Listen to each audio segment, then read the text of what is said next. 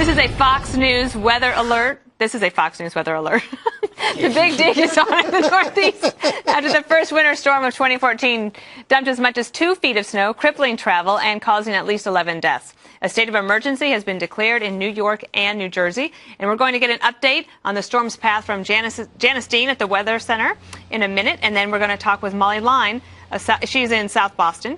But first, we're going to go to Eric Bowling outside our building to show us the scene in New York City right now. Eric, is it a little chilly out there? My goodness, Dana, it's 14 degrees on the thermometer right over there. You guys picked the right sticks. I drew the short one. It's cold out here, but I got some friends in here. Check it out from South Lake, Texas, right? That's the right. Davises? Yeah, the Davises, South Lake, Texas. I tell you, I will never trust a 7-day forecast again. Will you guys get stuck here? Or are you supposed to be here?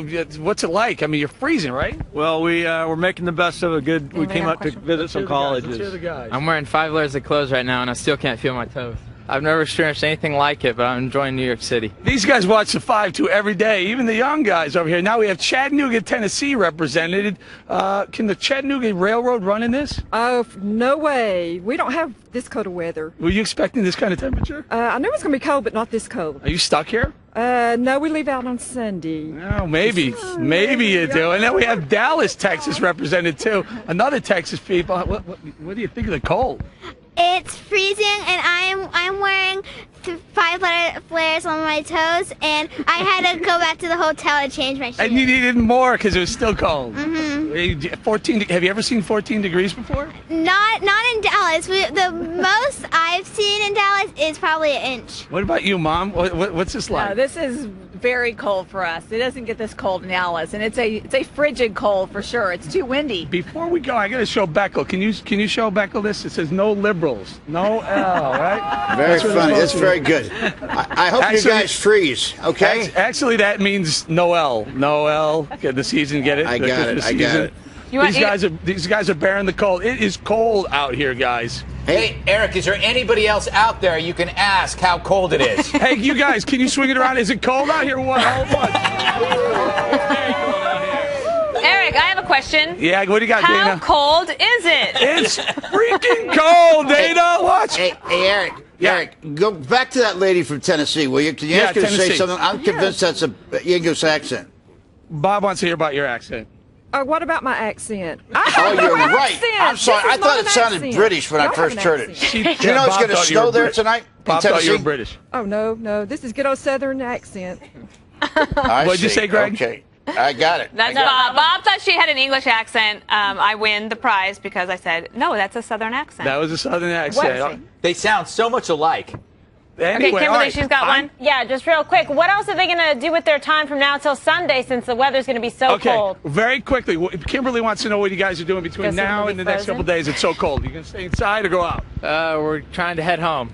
We just got show tickets tonight. The show tickets? Oh, we got show tickets, so we're going to go. Warm inside. What are you doing? Both out all day tomorrow and tonight. Good for you. Guys going outside, you can stay in. It's nice and warm. We're going to stay in tonight, and then my mom's driving the freight train, so we're going to go to outside all day tomorrow. Statue of Liberty tomorrow. Statue of Liberty. Hopefully we'll get out tomorrow. I tell you what I'm going to do. I'm going to run inside and meet you inside after you talk to Janice Dean and Molly Line for a few minutes. Is that the fastest 6 minutes in television? With the most frozen host? We'll talk to you later. All right. Thank you, Eric. We're going to see you back here in just a minute. Let's go now to meteorologist Janice Dean at the Fox Weather Center. Janice, give us an update. He's so charming outside, isn't he? Yeah. Let's take a look at some of the video that we got from yesterday because we received over 2 feet of snow in Massachusetts. In Central Park, we got 6 inches. Hats off to the local meteorologists because I think they really got this one right. Sometimes we really hear it when we get the forecast wrong. But the snow totals were right on, and the temperatures were really frigid.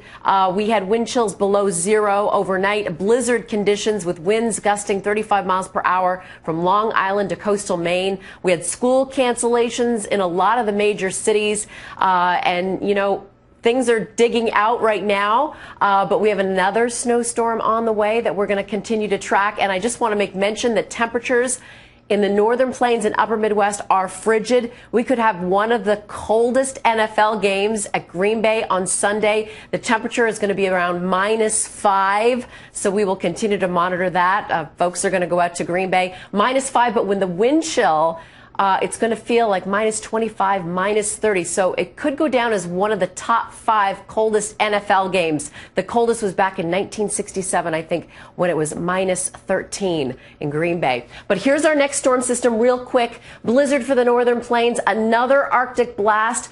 Colder than the last one. So the coldest air of the season we have not seen yet. It is coming, if you can believe it. We could see historic temperatures in Chicago down towards St. Louis and Minneapolis, with temperatures, daytime temperatures in the minus teens on Monday and Tuesday. So a lot of winter to get through. Dana, back to you. All right, Bob has a question, and then I'm going to get to ask a question. Okay. Janice, here's my question. You know, you said people always jump. That's very funny, Gary.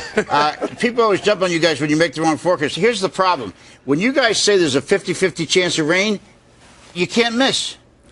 Yeah, we don't do that anymore, really. Okay, the 50-50 chance. I wanted to point that out. Well, thank you. Thank you for pointing that out, and maybe I'll use that in my future forecasts. Good. All right. I had one last question, Janice. It's this. Winter storms, they used to just be named by a number, so like the blizzard of 84. Why now do we have names for them? This is Hercules. We don't, here at the Fox News Center, we don't name the storms. There's only one news organization which will go unmentioned that name these storms. Oh, I didn't know that. Yeah, and I guess other media outlets are kind of catching on. It is an sort of an advertising ploy, I think. And it's working, obviously. I admire Fox for not doing it because I think it's ridiculous. We don't follow that. Okay, thank you, Janice. Let's now go to Fox's Molly Line in Quincy, Massachusetts, where it was 20 below this morning. Molly. She's frozen. She can't Where speak. Is she? She's jumping jacks. We can't hear Molly. Oh, my God. But it sounds like she's saying it's very cold, and there was a lot of snow or something. I think she was a sign language person. Nelson Mandela's thing. Yeah, that's right. That's what Molly could apply for. Okay, well, you guys let me know if we get Molly back. Can I tell you something about Green Bay? Sure. So Greta loves the Green Bay Packers, right? The Pack is back, and I love the Niners. So she's like, look, I'm worried about the Niners. I'm very worried about Green Bay now because of the weather. I think that's the bet to take. They're used to playing in it. My poor Niners are not. And I had a weird dream about Steve Young last night. I'll leave it at that. You know, former quarterback. I had a weird dream about Andy Levy, but I don't think it was the same. Did it involve cats? No. What was that game? What is happening exactly? What was that game? Remember they call it the Ice Bowl? It was a frozen tundra. Yeah, it was. Can I just be honest with you? I've been to Green Bay. It's cold. There's nothing colder than Soldier Field in Chicago. That is the coldest. It's right on the lake. Yeah. Lake Michigan picks up all this Canadian cold air and gets wet. It is the coldest place on the planet, I think. Can I just bring this into kind of a serious realm here? Please. As you know, I'm a big fan of Slate.com, the liberal blog, and I just read that they're going to be doing a think piece on why does snow have to be white? As I am 1/16 Hispanic, winter angers me. Are you really? I feel that I'm hit hardest by the snow. And another question about the weather. Why do we say black ice is scarier than the other kinds of ice? What is wrong with our country? Is this our A block? Yes, this is. Take a look in the mirror, Kimberly, and ask yourself, why do you hate black ice? I don't know. I'm Puerto Rican. You know, I love all colors of ice. There's a reason that we're not in the weather business on this show, is all I can say. Okay, I have one thing that would be helpful to our viewers, yes. Rather than listening to our nonsense, and that is storm survival tips from the Red Cross. Okay, here's the things you need to do. You need to listen to NOAA Weather Radio. You need to bring in all pets. Greg, that includes the ferrets. You need to fill up your vehicle with gas. So, Greg, for your big wheel, make sure you got gas for that. You have to put together a supply kit, so like water and food, things like that. And you keep thermostat at the same temperature. And this one is a very helpful tip. You avoid driving, which I think is very helpful. Now, let me ask you, Eric, if you were to put together an emergency supply kit for a winter storm like this, what would you make sure you wanted to have in that kit? I know what he'd put in it. What? Can we that mean? No, it'd be just You realistic. say something like vodka or something like that. I was going to say vodka for sure. Oh, no. Clean fluids. I think, what? I can bail you out. Do you know how I can bail you out? Please do. Because Molly Line is available now to us in Quincy, Massachusetts. Molly, I'm going to read this again. It was 20 below zero this morning. Molly, take it away.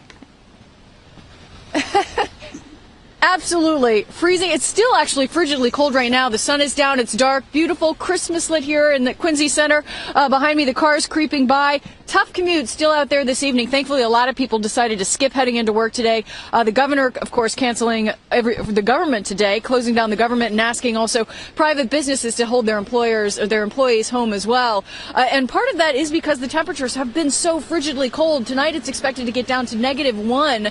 The wind chill, as you mentioned, even lower than that in those negative double digits. But the one good benefit of this low temperature is the snow. The snow is super fluffy. It just disappears when you throw it up in the air. And that's making it a little bit easier to handle, which is a good thing, especially when you have nearly 2 feet of snow in those communities north of Massachusetts. And as Janice was saying, we're expecting another cold blast next week. The bright side for this weekend, tomorrow is expected to get up to the 20s, and then on Sunday into the 40s. So we should see some of this melt before we get hit with that next field of cold temperatures. Back to you. All right. Thanks, Molly. We're glad that we could get you here. No, Bob, we have to go.